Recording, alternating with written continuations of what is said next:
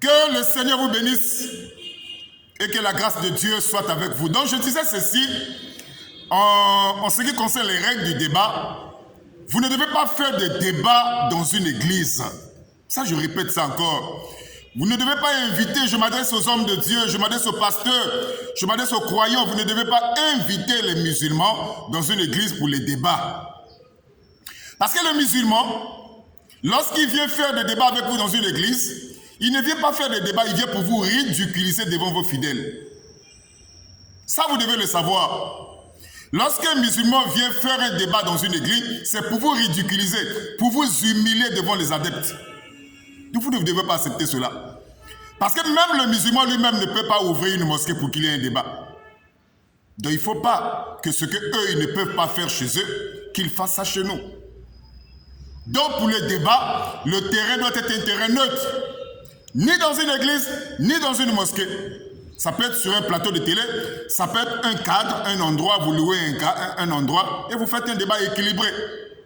C'est de ça qu'il s'agit. Et je m'adresse aussi aux chrétiens.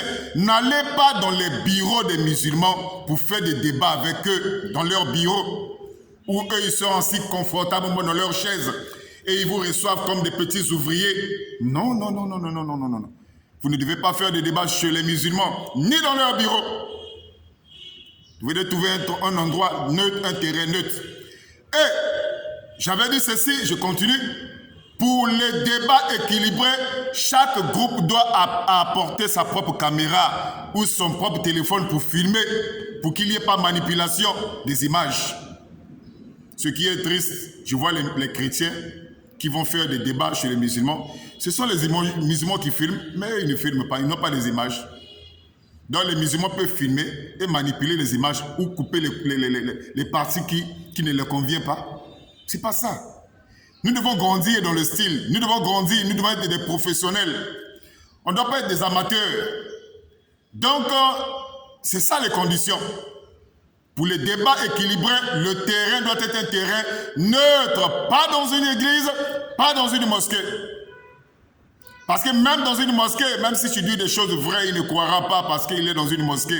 Vous savez, les musulmans se surveillent entre eux. Et les musulmans n'ont pas l'habitude d'accepter la foi chrétienne de façon publique comme ça. C'est difficile.